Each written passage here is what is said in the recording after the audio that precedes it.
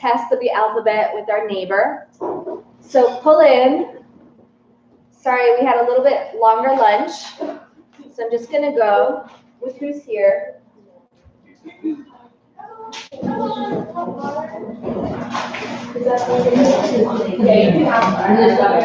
So good, right?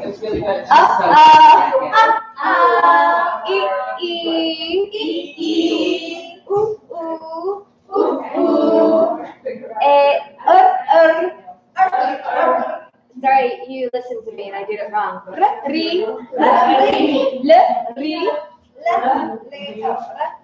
I know I haven't done the long L. I threw it in today. A, I, O, ow, K, G, N, Ch, J, Ñ.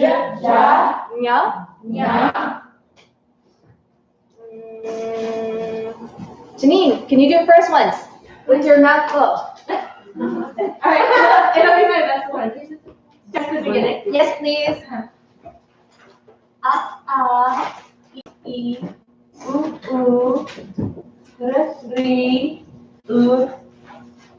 A, I, O, keyboard. K, G, N, Ch, Ñ. All right. Jane?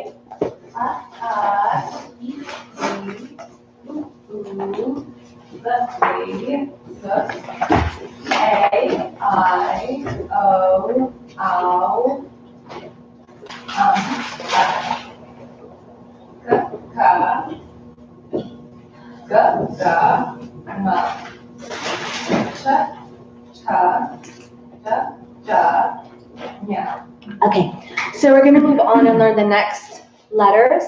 These are cerebral, so you've got your retroflex tongue hitting the hard palate when you say these. Ka, ka,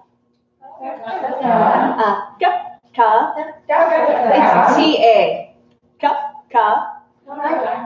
Same thing, unaspirated and then aspirated. Ka, ka. Ga, ga. Ñ. Not ya, ñ. And A. So, Chrissy, you earned it for us. Starting from the top. Yeah, that's the third line.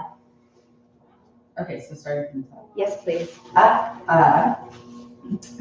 E, U, R, L, A, I, O, A, Ka, Can you do that?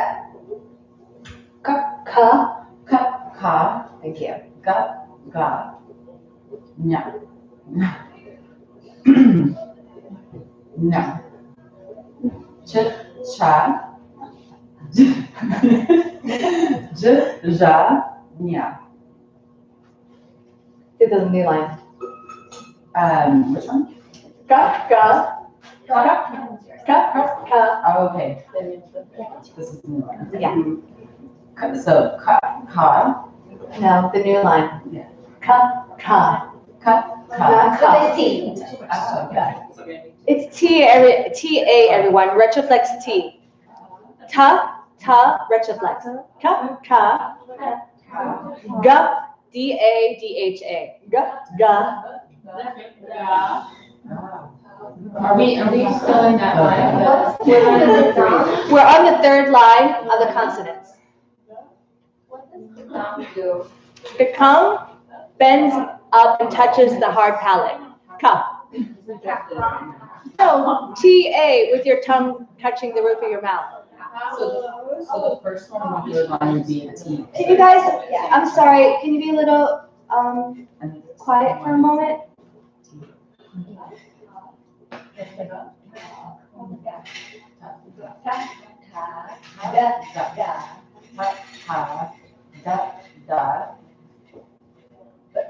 your tongue up into the roof of your mouth more and say. Ta, ta, Yes. da, da. Perfect. And the last one I didn't. Nya. Yeah. Not nya. N-A with your tongue touching the roof of your mouth. Leah, go ahead. New line, just a new line. Ta, ga, ga. Not ga, ga. D-A. D-A. D-H-A. Ta, da, I'm sorry, I can't hear you, sorry. da, da, nya. From the beginning again? Ta, ta, da, da, nya. No, not nya, N-A. No, Touching the roof of the mouth. no. Allison, go ahead. I also feel like you have to smile a little bit. Okay, you smile. Ta, ta, da, da, na. Yeah, perfect. Lynn. Ta, ta, da, da, na. Okay. Ta, ta, da, da, nya, na, na. Na. Na. Na. Yeah. Ta, ta, da, da. It is in the smile. Good. Ta, ta, da, da, na. Yeah, I think a little easier on aspiration, a little bit less of it. Like I said, they're both kind of hard. So it's the gah. It's like letting that breath run out. Gah. It's not like overly like dramatic, but dah. Da, Yeah. Yeah. Yeah, it was fun. It's just a little hard. It's a little bit different. Do you want to try it one more time? ta, ta, da, da, na. Good. Ta, Perfect. da, da. Yes. Perfect. You want to try? Yes. Ya, da, Yeah, it's a D-A touching the roof. Ga, ga. da, da. No, not ga, ga.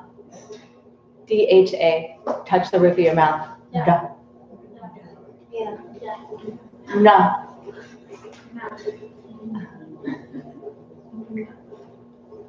Ta, ta, da, da, na. Ruled on that one. Ta, da, da, na. Good. Viola? Ta, da, da, da, da, na. Na, Yeah, it's just N-A. na, No. na, na, na, na. No, that was it. Na. Natasha. Da, da, da, da, na. Beautiful. And let's finish with Christina one time. Ta, ta, Perfect. da, da, Exactly. na. Awesome. So we've got our new line. You can practice that for the week. And I'm hoping during the week that you keep writing out the alphabet to learn. How many people made flashcards and are enjoying them? How many people didn't make flashcards and are enjoying them? Yeah. How are they working, the flashcards for you? Can you show us yours? She's like, I didn't do much of this stuff, but I love them. She totally cut or coded. Can you make it? I can mention. Yeah. So basically, I just followed the manual, and I divided them by 1, 2, 3, 4, 5 columns. And yeah. And then, Janine, what did you make? Do you have your show and tell? Yeah, so for the letters, I did, so I did flashcards for other things too, so the different color cards are for different things, but then I just color coded the pen I used for the 3 types of letters. The 3 categories, yeah. What else do you have in your nice pamphlet there? The little pocketbook of treasures. Green is Yoga Sutras, English and Sanskrit. Oh. And what did I make it up to? I made it up to 121. Woo! And then I did Syrian Namaskar A and B. And I did the poses and numbers like A1, A2, in case I dropped them. So then you just learn them. So I did Sanskrit on the front and then English on the back, and I did a photocopy of the little guy, so I cut them out, and then I put the breast. Can you guys send them around and you guys take a look and just wind up back at her? You can take a little look, they're kind of fun. What else you got in there? That's all the ones I have so far. Okay. But yeah, I was thinking that I need to make some for like the 4x4 of karma and other things because it's helpful just to remember. Anything Oh, yeah, that's a nice idea. Anything For with 4x4s. one word and it can remind you of the whole idea. I like to do flashcards for those. So I'd like, take a piece sheet of paper, close your books, write the alphabet letters, give it to the person next to you, do a quick marking. We have only 5 minutes, so just do what's on the top of your head.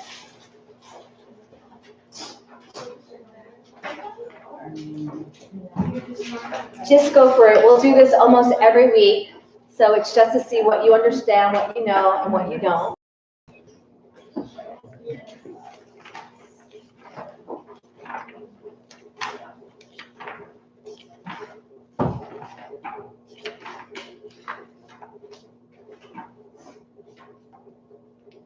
I want to play the Jeopardy.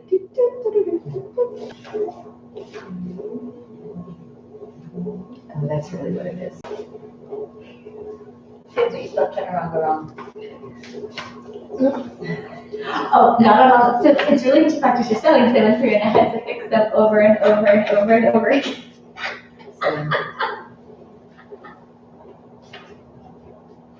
But now I know all my spelling errors.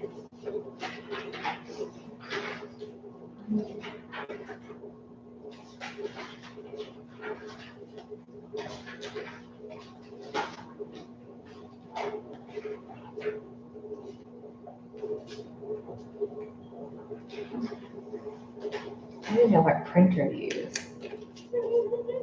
So cute. Love them. Thanks for sharing.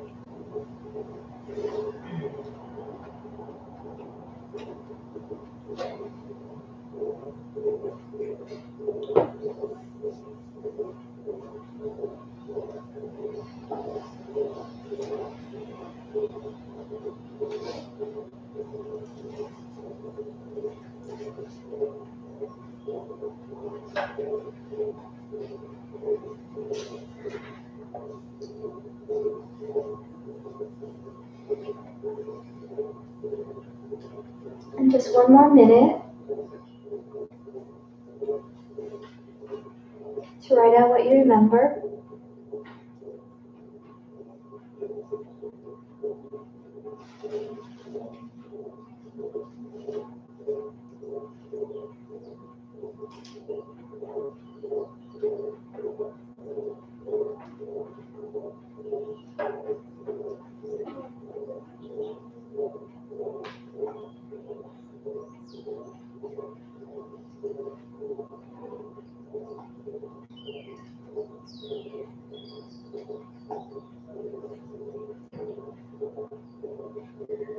And then give it to your neighbor. Don't worry, just stop. Give it to them and let them rewrite. This time you can look at your book.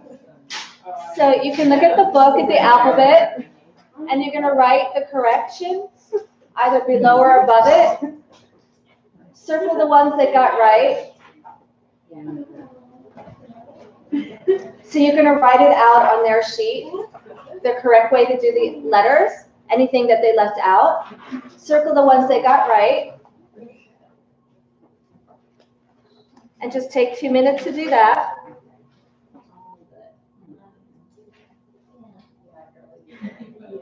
But the ones you did, you got, right? Yeah. It's okay. This is a lot to ask. Just enjoy the process. Oh, these are pretty close. Really? Yeah, well, this one. Make sure all their strokes are going in the right direction. Doing it in this. Yeah. First one? So we have to wait.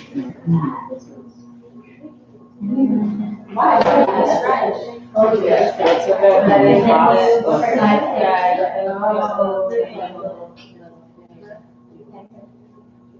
You got that.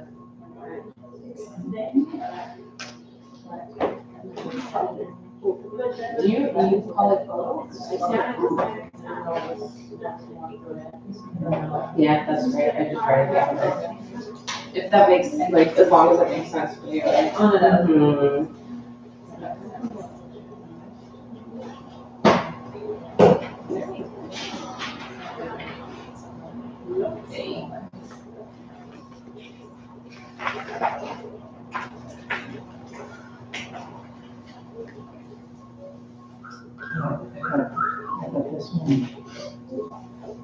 I thought this one was this one. Yeah, it's oh, yeah, that's what I was doing, those ones with the two. Oh, to the two. Yeah. Oh, right. I thought, yeah.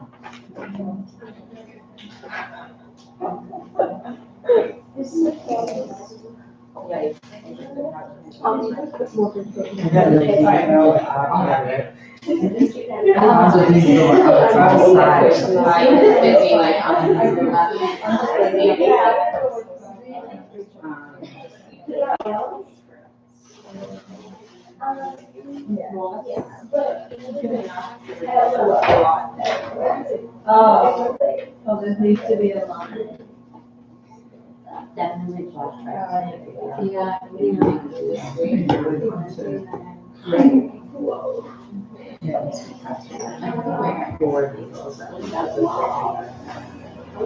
Great. Supposed to go too. Oh, just that I think there's a new line too. There we go. Well, as far as you could. That's what I'm thinking. Around. Yeah, I need.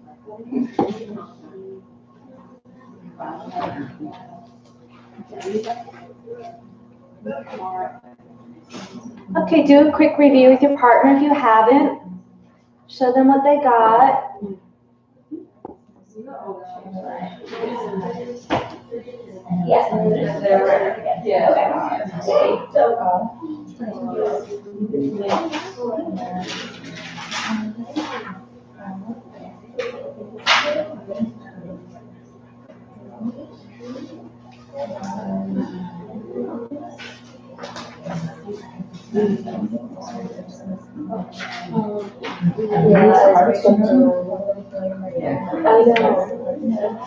Sorry.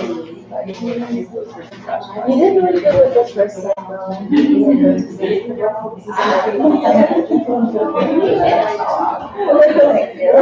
skipped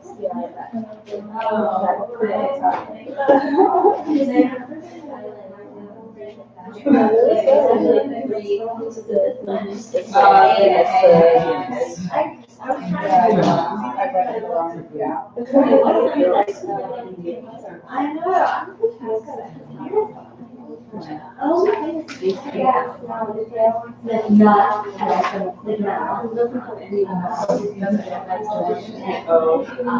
Yeah.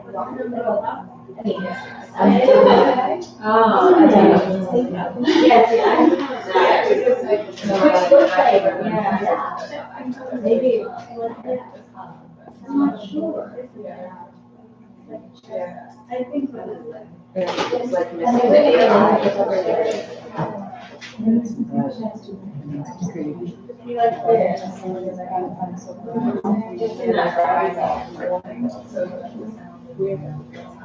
All right,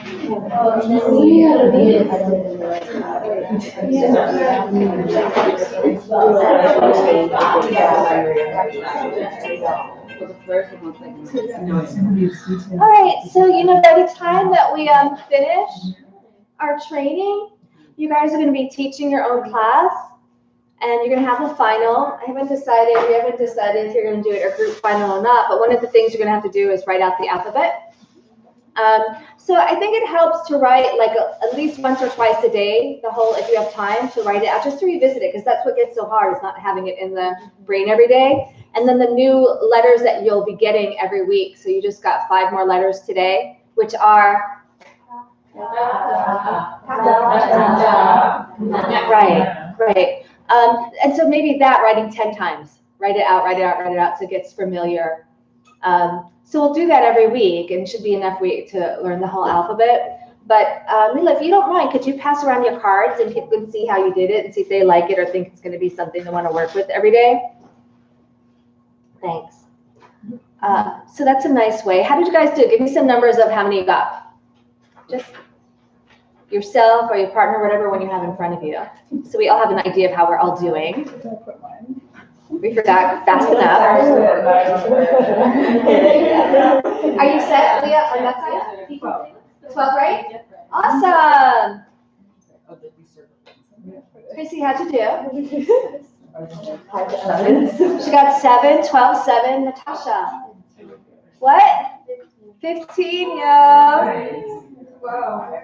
11, love it. We had 11 also each. Right on. Jane? 6. I can say the sounds, but the visual is so hard. Yeah, they're really unusual, and it's just think of it a way to like exercise the brain, like I'm doing something completely out of its normal state. It's really nice and stimulating for it, and just enjoy that. 13. Woo! That's equal. The cards work. The cards work. I lost mine, but I think I got like 5 or 6. 5 or 6, yeah. More than that. More than that. I don't remember, but more. Yeah. I How about only you? have 6. 6. Yeah. So you can see, I mean, the visuals and the things, they're just teaching cues, like how to get you to remember them and see them. It's kind of like jigsaw puzzle somehow, I think. Puzzle for the brain. So cool. I have a quick question about A and I. And so I'm not sure exactly how we should be writing it, because on the writing practice page on 180, it looked, I think, significantly different than In the book? than when it's just written out. Yeah. So which one should we be sort of following to train ourselves how to write? Or maybe they're not that too different, and I'm just seeing it. Oh, yeah, they really look different. Yeah. I think you can have the choice. You know what's going to happen is once you start reading, they change dramatically more.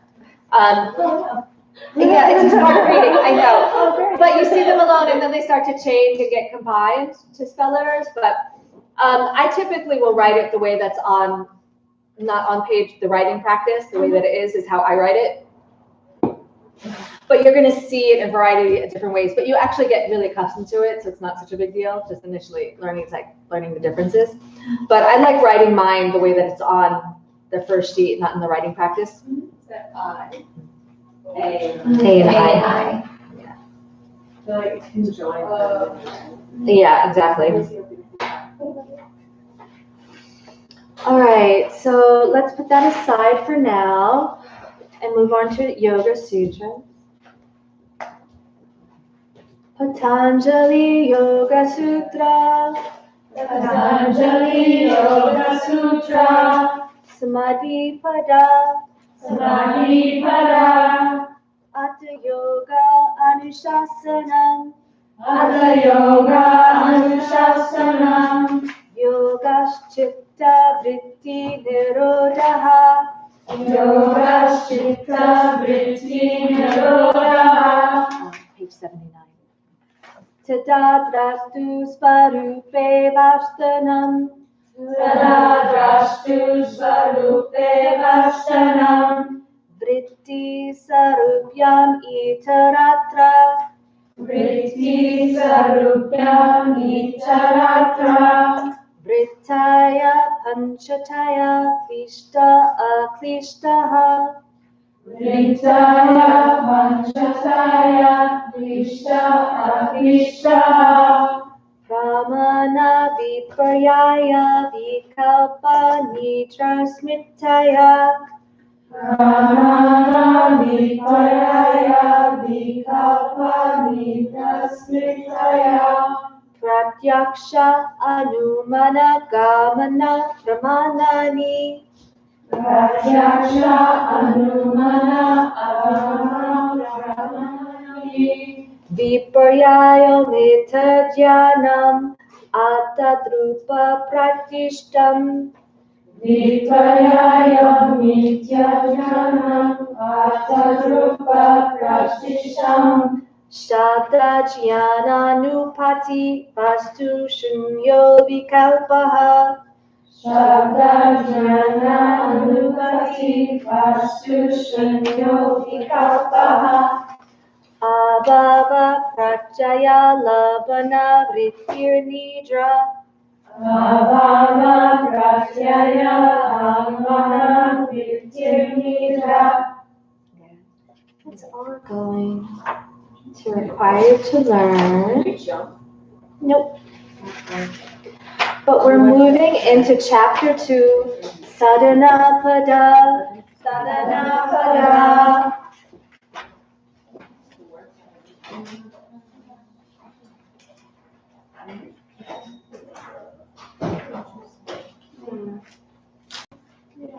So we just covered the first chapter. In that chapter, there's a presentation of all the 5 paths and then how to start to train the mind in meditation in the sense of becoming aware of what the mind's spending its time on all day. And when we get into chapter 2, we're talking about sadhana. What does sadhana mean? Daily practice. So it comes from the root sid, S-I-D, and it means to reach or attain.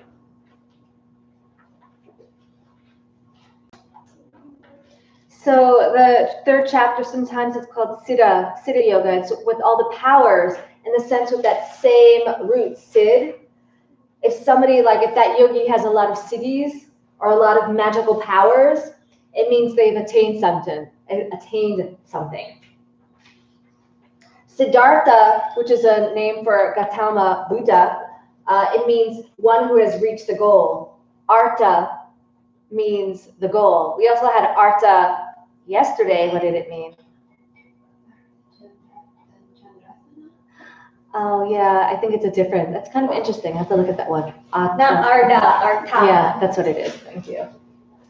Artha, when we were talking about the 4 aims, we had Dharma, Kama, Artha, Moksha. Do you remember what they mean? Dharma. If you had to put it in your own words, what would you call it? Dharma? Like what you purpose. Yeah, the purpose. Uh-huh. What you are meant to do. Yeah. What did you guys say? Purpose. Yeah. So what was Kama? Desire, passion. Yeah, right. And Artha? We called it stuff. And here it's like, stuff in the sense of attaining something. Artha, as in Siddhartha. And moksha? Yeah, right. And just because we're reviewing it, what was the first stage called? Yeah, and what would you translate that to in the sense of stages? A student. 2? Second stage? Household. Yeah, and what word did we use for householder? Yeah, good. And what are they doing there in that stage, maybe? Having kids. Accumulating stuff, yeah. Like a roof, putting things into the roof, having a career, putting their skills to use, and also giving something to the community around them, offering something to the culture. It's not just accumulating; it's also what you're giving to get, having that interaction. Then third stage, yeah, and Sanskrit for that, Vanabasa, yeah, forest dweller. And what does that kind of mean to you, or what you took from the talk yesterday? Retreating from work, taking space, doing things, process. Yeah, and in the form of a person's life, what might that be? Retirement. Yeah, right. And it's kind of interesting. I don't know if you've noticed this, but in retirement, sometimes someone's worked their whole life and they have no preparation. They don't know, and very often the men, they die because they don't know how to live a life other than what they did. Like just usually die within like a year or two. It's not uncommon because they don't know how to do that. They have just no context for it, like how to do that stage of life. And they drink a lot. Right. I'm going to go fish. I'm going to go play. And I'm knocking it, just like, it's interesting. Yeah, we don't. It would probably be nice if we had more of a concept of that. Yeah. There's one guy, Korean healing practitioner, and he wrote this book, Living to 120, and the sense of preparing, beginning to help people prepare for after retirement, like having a plan. And as much plan as you decided how to do your career and your education and how you're going to move up the ladder. It's like, oh, and then when you leave, you're going to like go here, you're going to work on this and this, you're going to study that. So you have a plan to exit, an exit strategy in place. So you have something to look forward to and how to do it. Yeah, because we plan for everything, and there's no plan.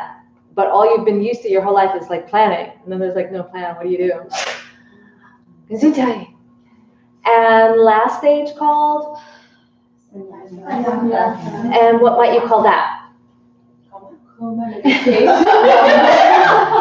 know, it's kind of funny. I thought it was such an interesting word, and it is technically called coma, in the sense of when someone's in a coma, they're not existing in that reality, they're going to another. So it's to make that transition into a different reality. Yeah. So we're in chapter 2. We're calling it the chapter on the way, or the chapter on daily practice. So you get a lot more instruction in this chapter.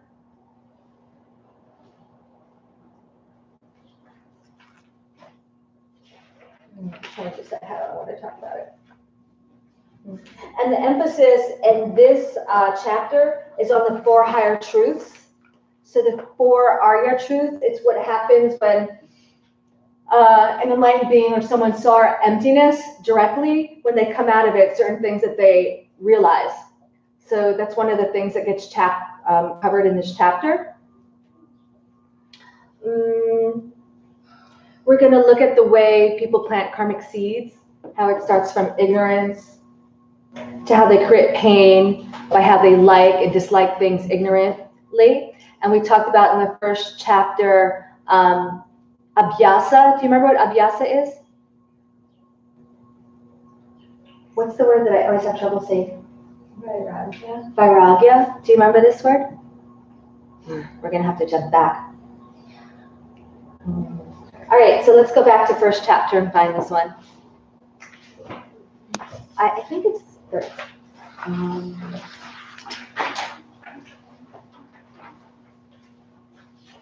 Constant practice means striving to be there.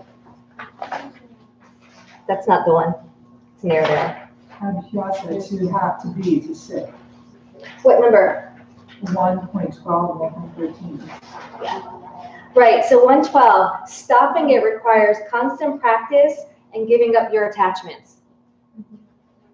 So put a big star and circle there. This is one that you're going to want to know. The biggest hits, the greatest hits. Stopping it, what are they talking about, it? The mind turning, fluctuations, and what does Geshe-la like to call it?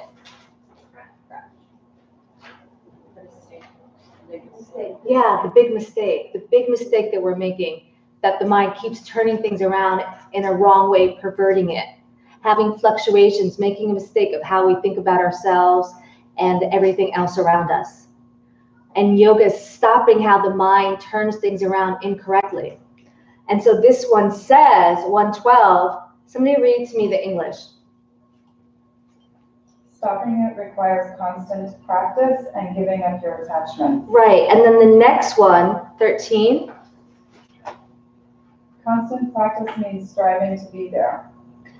14. You can own it, Hannah, go. All right, you must cultivate your practice over an extended period of time. It must be steady without gaps, and it must be done correctly, for then a firm foundation is laid. Yeah. So, so greatest hits right there, baby.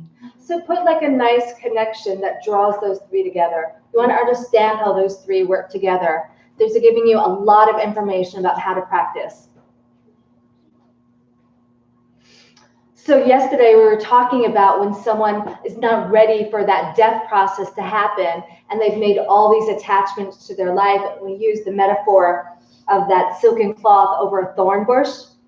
And they're so used to attaching to so many things, their children, their jobs, their house, their animals, their pets, thinking those things are going to last.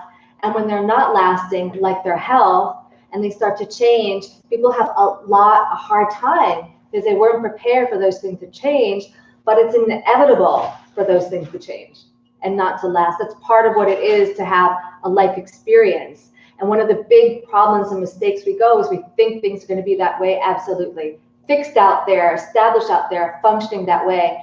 And they're not that way, absolutely. They might be appearing that way, but there's a whole lot going on there under that current, under that appearance that is causing our suffering because we don't understand that. Things aren't made to last, but we believe that they are. But as soon as something comes into the world, it's going to go. And part of understanding this wisdom is like, oh, right, me too, and everything I see. And so then when it happens, it's just it doesn't mean you don't enjoy them or experience the process. It means you're not attaching to them with ignorance. So when they change, it's not a surprise. You're like, oh, yes, those things change. And they can change in a way that I want them to change. I don't have to be at the mercy of those changes eventually when I understand those 4x4s. So this word, abhyasa, what does it mean? To sit. To sit. To sit, like to practice. And the other one? Vairagya. What do those mean? Separate yourself. Separate yourself. So non-attachment. We always hear that in yoga. Don't be attached, non-attachment, practice. What does it mean? Right? It doesn't mean don't enjoy those things. But don't misunderstand them either. There's so many things people get attached to in trying to steady their life. So trying to control their environment, control their career, control their relationships out there. But they don't actually come from out there. They come from inside, and how our karma is created. From your seeds. In what ways? Thoughts. How you feel. Yeah, and your actions, your speech, and your thoughts, right? All those things are going to produce a result because the 4 laws of karma are everything has a result. So you do a deed, a good deed, or a bad deed is going to give you a like-minded result. If you don't like it, that's a negative result. If you do like it, that's a positive result. Also, another one, good. Karma Expands, so whatever you do, it's going to increase. They say it doubles every 24 hours. So if you do a good deed, it doubles every 24 hours. If you do something negative, that doubles every 24 hours. And then often we're doing mixed seeds, where you have part of it that you like and part of it that you don't like, doubling every 24 hours. Third, Like produces like. like produces, you did kind of say that one, but good. Like produces like, sure. So you want to know that when you plant sunflower seeds, you're not going to get apples, right? Certain seeds are going to give you certain results, so they matter, and they always expand. They're always going to produce a result, which means if you don't do the karma, Yeah, so it's starting to make sense. We should talk about them more. I think we threw them at you one day, towards the end of the day, fast, we were all tired, and everyone agreed and let me talk, but we haven't really processed them, so we'll keep bringing those up. How to plant seeds. And if you're interested in this, this is what the ACI class going on Tuesday nights is covering. Oh, it's exactly what they're covering, is the course on karma, how karma works. And you're welcome to stop in any time. You don't have to like. Tuesday evening? Tuesday evening at 7:30. Yep, that's a great course for more detail exactly on that. So 13, somebody different, read it. Can you read it in Sanskrit so I can hear it? Natasha? 13. Yes, please. Sutras, Tao, Yajno Vyasa. Constant practice means striving to be there. Yeah. So another word for abhyasa is practice. So I really would love you to know those words, abhyasa and vairagya, because they'll come up a lot, especially in this next chapter. Can you say that again, Vairagya, so you don't pronounce that I? It's vairagya. Vairagya. Yeah. A-I. Yeah. A-I-O. Yeah. So what does that mean? Constant practice means striving to be there. What are we talking about? What kind of practice do you think? Meditation. What other kind of practices help us? No. Yeah. Yamas and niyamas. Right. Constantly working on those. Meditation, your ethical behavior. What else might you be working on in your practice? Pranayama. Why? Huh? You could go ahead. Own it. I was going to say where thoughts go, prana goes. Where thoughts go, prana goes. So what does that mean for pranayama practice? You learn how to control and be one with where your prana is going. Yeah. And then you can therefore have more gauge on where your thoughts go. Yeah, right. Coming from a neutral place. And you can then what? Make better decisions. Yeah. Yeah, kind of. For sure. But also you can direct it, you can harness it, and you can do it more rather than just kind of feel like it's happening. So how was your pranayama practice this morning? What did you like? Did you like what we did before we started? What did you discover from that? What was different, or what did you notice? What did you like? Janine, you know?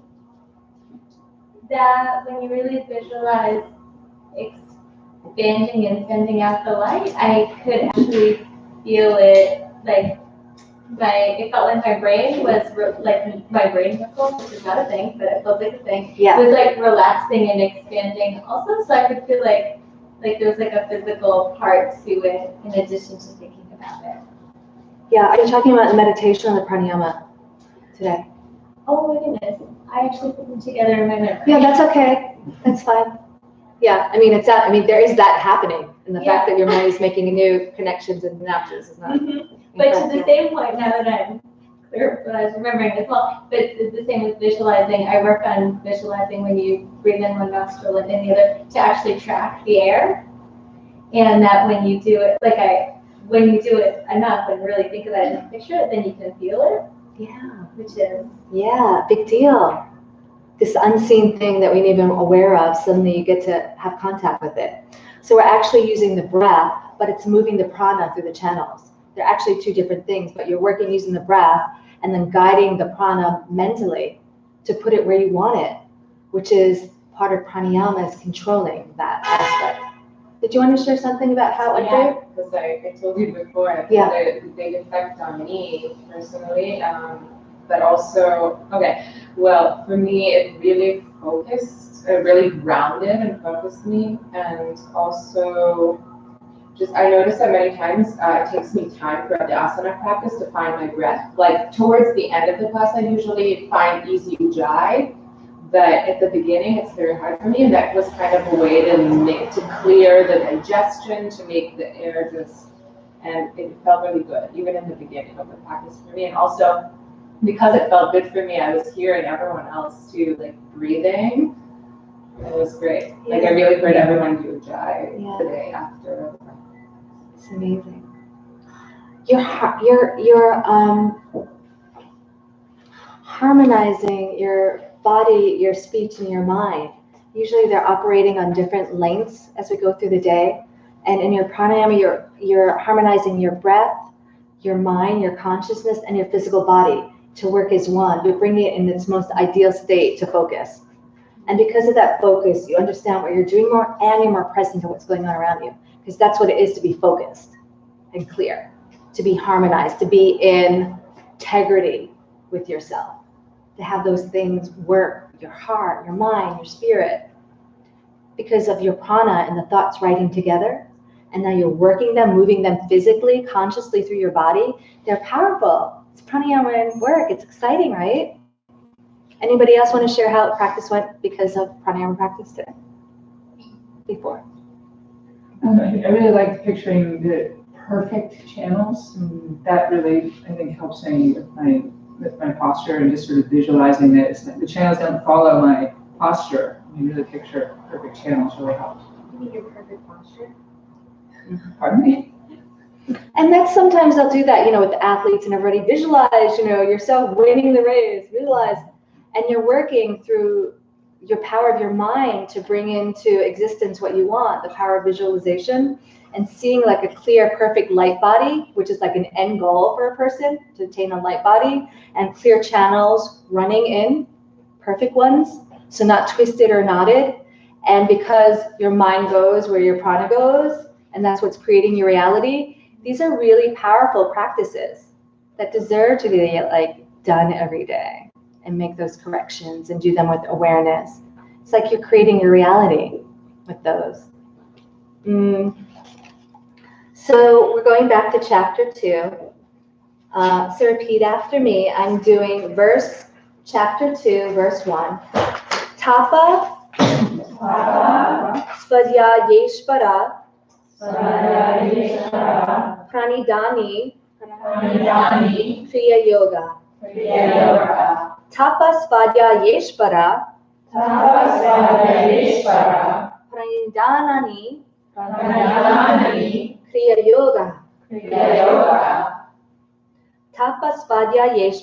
Pranidhanani Kriya Yoga. Tapa Svadyayeshvara Pranidhani Kriya Yoga. Yeah, it's a hard one. Tapa Svadyayeshvara Tapa Svadyayeshvara Tapa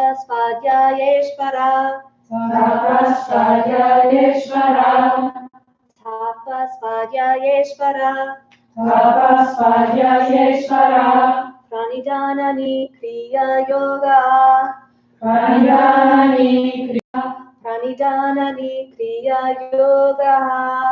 Pranidhanani Kriya Yoga. Pranidhanani Kriya Yoga.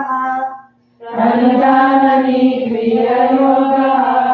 Tapa Svadyayeshvara Pranidhanani Kriya Yoga.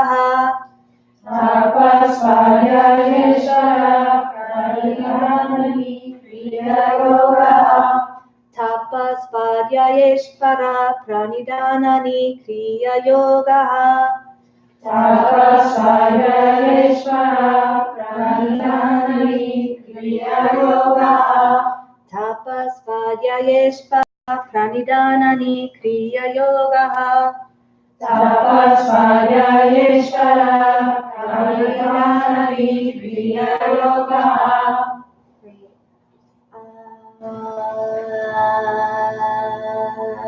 Jess, can you read it in English for us?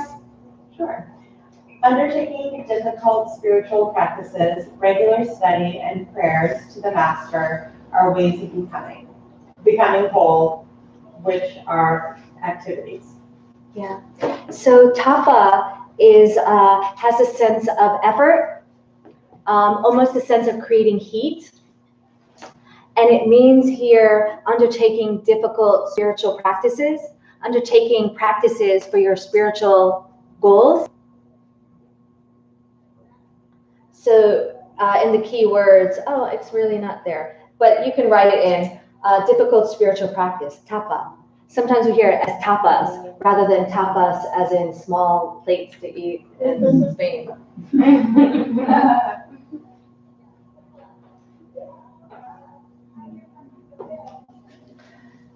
So that's difficult spiritual practice, is making effort, doing things that are a little difficult. It's difficult to wake up every day a little bit early and do your meditation practice. It takes a little effort to get to and do your yoga and maybe get on your mat.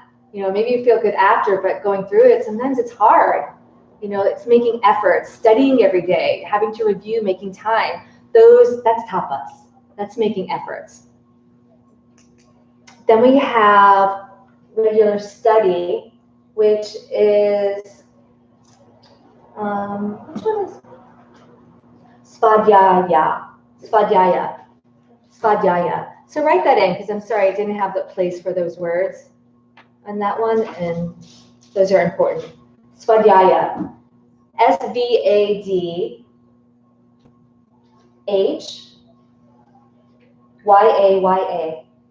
Svadhyaya. Go ahead and say it once. Svadhyaya. Svadhyaya. Svadhyaya. Svadhyaya. Yeah, so this is another one of those greatest hits. You know, so you really want to put a starter. Svadhyaya is self-study. Where did we learn that? What? Yeah. So that's regular study here. And again, they're saying regular, right? So it comes up a couple of times. And they're not just adding words. Like each word here, they're so short and there's so few to talk about the whole path. So the fact that Master Patanjali is writing this quite a few times, constant practice over a long period of time, regular study, make some efforts, intense urgency. It's like trying to get across that you need to make efforts here. It won't happen on its own. If it doesn't have you behind it, you won't have the power that you need to get to your goal. You have to invest it before it starts being able to give you a return. And you have to do it because everything in life is going against you, saying, pay attention here, pay attention there. It's like, no, this is the way you're going to get through that practice, that path. And here's sadhana, daily practice every day. In order to reach that goal, you have to do this every day. Self-study. Make some efforts. And then we get Ishvara. Ishvara, you can write that in as a keyword, Ishvara. So it's put here in 2 words, Svadhyaya, self-study, Ishvara. So Ishvara means creative source, the causal field. Often it means God or the supreme guru. Ishvara is a name for that. Or the teacher.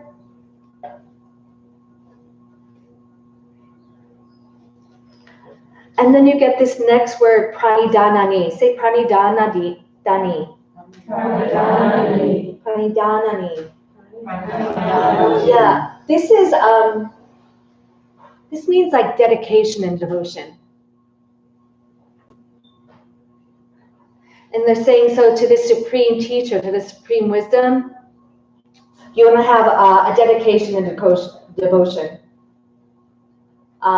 It can mean practicing the presence. I think Kundun was a name for a movie for His Holiness. Did you ever hear of it, Kundun? It means the presence.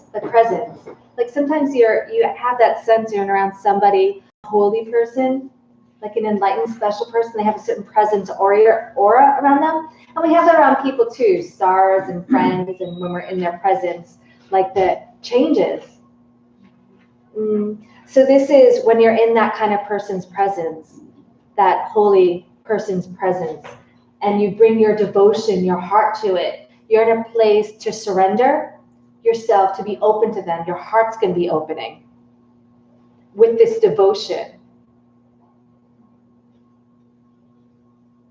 Pranidhanani can mean surrender, fruits of the practice. So in the Bhagavad Gita, this is a big thing, like do your dharma without expectation of a goal after. Do without expectation of the fruits of your labor. It's kind of a sense of doing something pure with pureness. I know we're talking about how to plant karma seeds and have a special result. And that's fine too.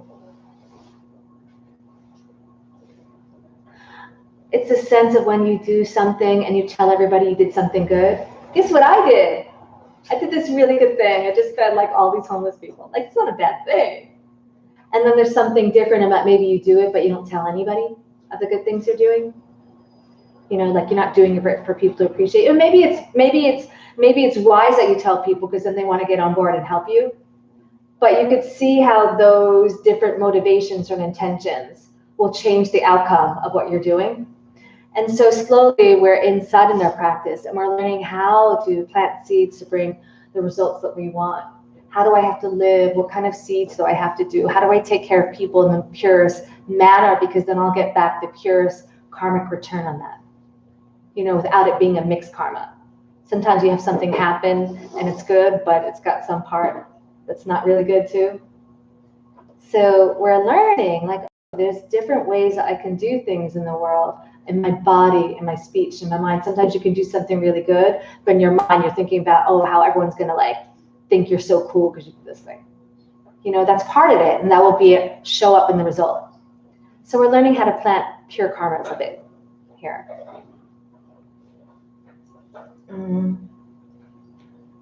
Kriya yoga. So kriya means actions. The word kriya means actions, and we did some kriyas today, like those cleansing kriyas that we talked about, cleaning the tongue, using the neti pot, doing the nuali, all the digestive exercises we did this morning. Those are kriyas. Those are certain actions you take. And in that sense, they were purifying actions to keep the body clean, which is one of the niyamas in Sanskrit called love it. Woo. Right, Saucha. So kriya is yoga of practice, action. So they mean activities. Kriya, so things you're doing in action. Undertaking different spiritual practices, making efforts in your spiritual practice, studying regularly holy text, how to do things well, yamas, niyamas, those ashtanga limbs, making prayers to the master, so the person who has achieved the goal of self-realization, of seeing wisdom directly, and leaving us this legacy that we can study, practice, and not just look at and say like once a week. There's this like when I was growing up, my family's Catholic, and we would go to church twice a year, get dressed up. I would go on Easter and Christmas, and I would go and we would scrub everything and look tidy. And then I'd go into the church, and my family was Hungarian. My father's family was Hungarian. So at the church on the Upper East Side, everything would be done in Hungarian. And I don't speak Hungarian. But that was it. Like, you're Catholic and you're going to do this. And once a year, once a month, once a year. It was kind of once a year. Or once a week, you would go Sunday to church. You'd listen to a sermon. You'd get dressed up. You'd look tidy. You try not to be bored. For me, I would stand up, sit down with everybody because I didn't understand. I could just follow. Oh, you're supposed to stand now. You're supposed to sit now. Okay, do this. You know. And that was it. And you leave. And that was the extent of your spiritual practice and studies. And here they're kind of saying, you need to do those practices a lot more than just once a week to have an effect. Basically. But you need to learn, what is that? Why? Why just be a good person? Like, so people like you, you know, so they think highly of you? Or is it so that you can not have a cluttered mind and see wisdom directly, you know, and get the benefits of a human life that you can only get as a human? There's a lot more reason to it than just be a good, nice person. You know, like, no, it's so you don't clutter your mind and you can see wisdom directly, which frees you from having to suffer ever on a temporary basis and find a way to have that permanently, a permanent happiness, a permanent awareness and knowing, one that doesn't fluctuate yourself, a clarity of how to be and how to love and what that brings. It ends suffering, it ends death, it ends all those things that are difficult, the fluctuations of mental afflictions. You're not at the mercy of those changing vicissitudes of life, that wheel of karma going up and down. You understand how you create your world and your reality. It's happiness on an ultimate level. It's at the direct center of our being, in the central channel. Wisdom and bliss, they are inseparable, and we have access to them. We're just choking them and misunderstanding something that chokes us off from knowing, living that wisdom.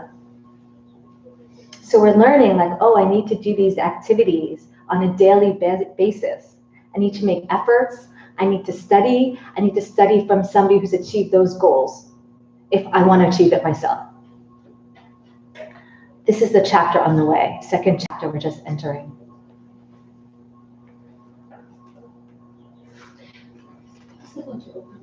Yeah, it's kind of getting hot in here. Can somebody just take that on? So let's see, did we cover that one? Please take part entry to Tantra. Oh. So Kriya means activity. It means doing something physical to change your heart. And it's a beautiful line, and it's the first line of the chapter. It begins the whole second chapter. So it's a really important one. It's giving you directly from the start, here's what you have to do. This is the chapter on practice, daily practice, and this is what you have to do. Make some efforts every day. Study every day. Study from a teacher with devotion. Have an open heart so you can hear those things.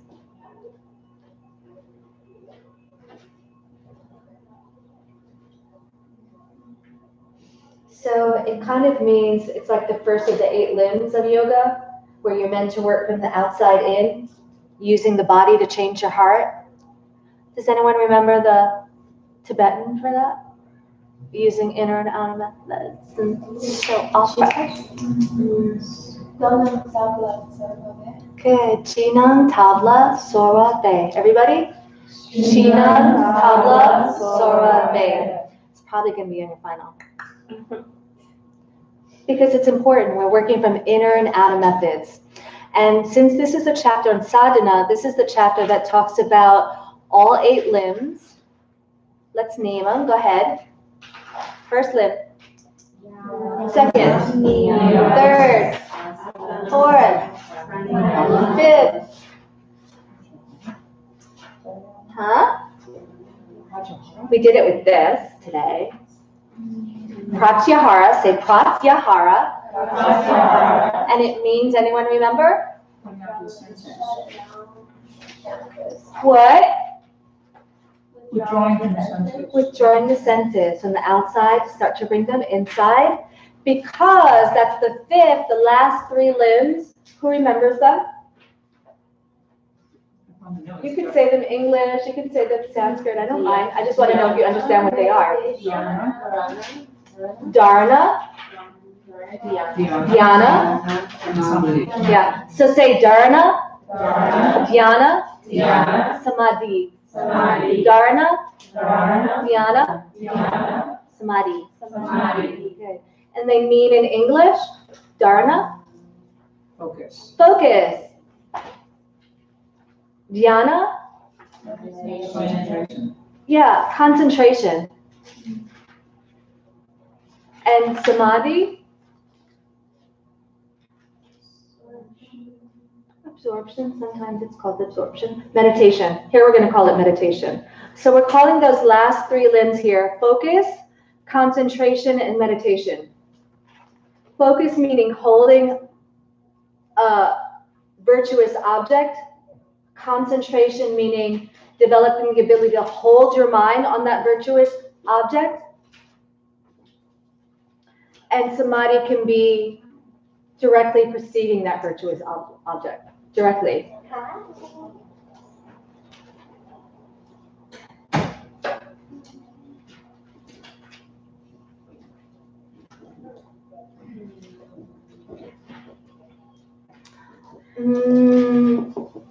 Claudia, can you read the second verse in this second chapter?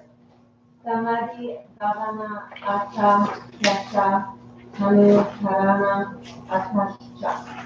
Now the whole purpose of meditation is to make our negative thoughts withdraw away. How's that? Kind of nice, right? The whole purpose of meditation? Yeah, so simple. Right? 3, Jane, can you do 3? Both. Just read it. Yeah, both. 5 negative thoughts are ignorance, selfness, liking, disliking, and grasping. Yeah. And the Sanskrit, please. Avidya, asmita, raga, dvesha, avinirveshaha, Mm-hmm. pancha klesha. Yeah. Can you read it one more time? Avidya. I'm sorry, the English. Oh. The 5 negative thoughts are ignorance, selfness, liking, disliking, and grasping. Ignorance, opposite of wisdom, not knowing. Selfness, the sense of I, having to take care of me. This whole idea of me, the way that we think about me. I have to take care of me, I have to protect me, I have to get for myself, kind of thing. The sense of liking and the sense of ignorant liking, I like that, I need to get more for myself.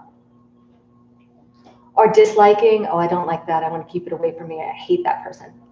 I want to avoid them. But this is done, what makes it a negative thought is because we're doing it with ignorance. There's times you want to protect yourself. It's not wrong to want to avoid things that aren't in congruence with who you want to be and what kind of activities or things you want to be around. That's not necessarily wrong. But doing it with the ignorance is where the problems come in because you're not seeing clearly. We're still not acting clearly with wisdom. And the last one, grasping, which could be what? Aparigraha.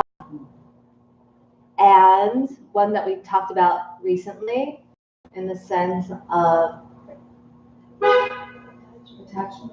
yeah, attachments and non-attachment, grasping, holding to things. Klesha is a word for affliction. Mental afflictions in the sense of what causes us disharmony. Not enjoyable. Afflicted. As opposed to at ease or at joy.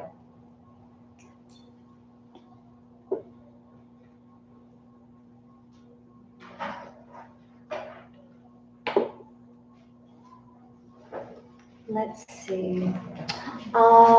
Jessica, can you read 4 for us? Avidya, Keshram, Uttareshram, Prasupta, Tanu, Vichinodharana. Mm-hmm. Ignorance is the field for the ones that come after it, whether they are dormant, dwindling, interrupted, or flourishing. Yeah. So here, avidya means ignorance. Kshetra is like field or breeding ground.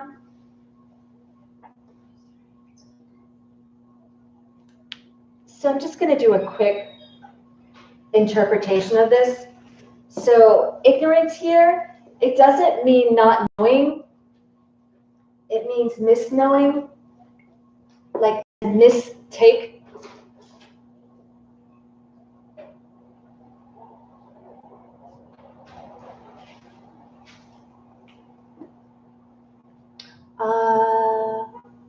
Mila, can you do the next one, 5, verse 5?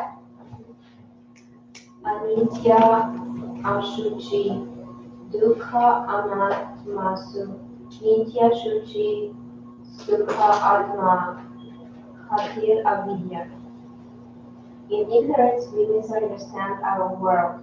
Things that cannot last, things which are unclean and painful, and which are not themselves, seem to us as if they will last, and as if they are clean and pleasant and very much themselves. Anitya means impermanent.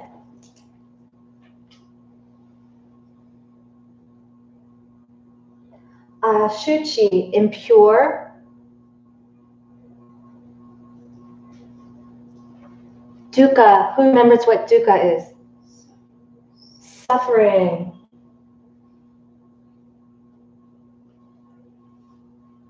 Anatma means atma. Does anyone remember what atma means? Self. Yeah. So anatma means having no essence.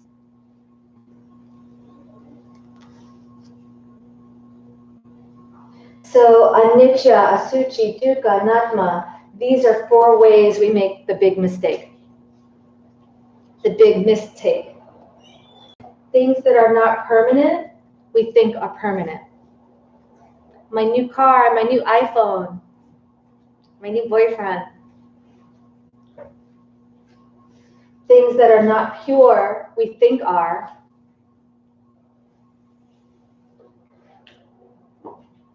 Things that are not suffering, things that are suffering, we think aren't.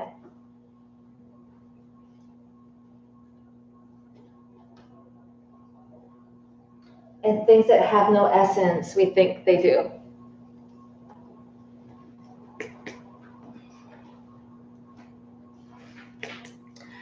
So that just starts to in this second chapter, tell us what we're doing wrong. And then it starts to explain how those things that we think are wrong and we're thinking about them in the wrong way, mistaking them, then it's going to say how that turns into karmic seeds. And that's where we're going to leave off for this week. And when we come next week, we'll start to dive more into that. How karmic seeds are planted, how we take those mistakes and create a seed, a karmic seed, and create pain, the cycle. But we're going to end there. Nice work. Any questions? Yes. Had lots.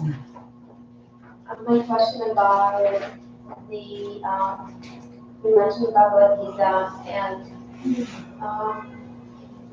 not being attached to our deeds. Oh yeah, there's a part in that Krishna says that you should do your karmas without being attached to the fruits of your actions.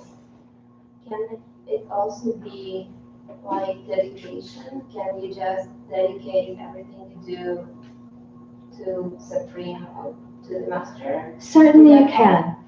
Absolutely you can. And that's a good way. Even the things that bring you unhappiness, you can kind of dedicate in here and say, take this. And that's a nice thing to aspire to, but when we're first learning, we get the ideas, we get the concepts, and then the practice of it, it becomes a practice. There's so many times we do things without even thinking about what we're doing. So to become more conscious, we start to concentrate. Oh, when I get on my mat, I can dedicate my practice. When I start my meditation, I can dedicate it. They're like kind of controls that you can start to develop that habit. Oh, when I go to sleep, I can think about everything that I did. You're establishing new habits that are different than that automatic habituation that we're doing. We're slowly trying to correct the matrix, like stop it, catch it at certain points to become more conscious. And as our practice evolves, maybe we get better and better at that. And that's what's kind of nice about retreat, that you're kind of removing yourself from your natural environment to have a new environment that's very new, and so you're a lot more conscious. You pay attention. It's like if you go to a different country for the first time, everything's stimulated and new because you have no habits or certain habituations in that environment. It's not the same thing you do every single day. So your heightened experiences with different smells, different sights, different sounds. And we're trying to make new habits that are more conscious, more helpful towards this goal of seeing wisdom directly. So it's something you develop. You know, it's nice to think that, oh yeah, I'm going to do that. I'm just going to dedicate all my practices. But look how fast the day goes. It's not like everything you're doing, you have that pause between. We're creating that pause by working with our breath, working with meditation, slowing time down, looking at our habits and what we're doing, our deeds. They're things that help, they're tools, they're part of our practice.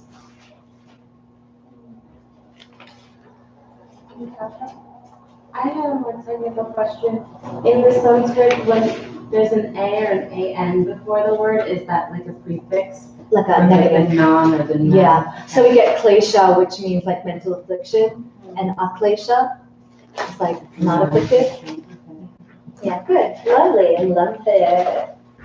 Thanks, everybody. We're going to do a changing of the guards. You have like the best things happening for a way to finish your weekend, and I'm very jealous. Are you Happy for gonna you. do any notes? Okay, so we're gonna do Sarah's gonna teach a little bit about restorative yoga, and then we're gonna do a restorative yoga practice, okay?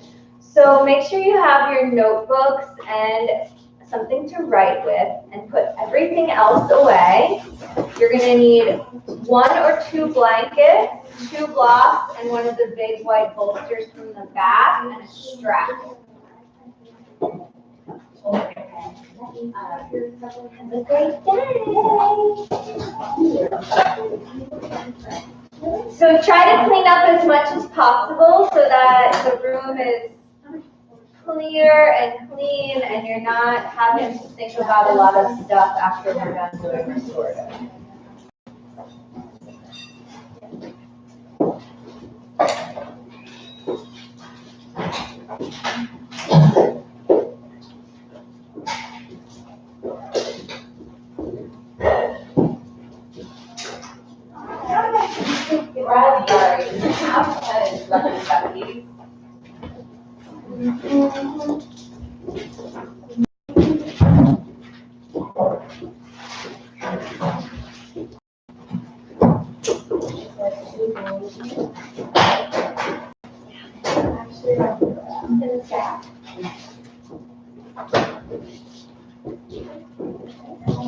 Hi everyone, have a great week.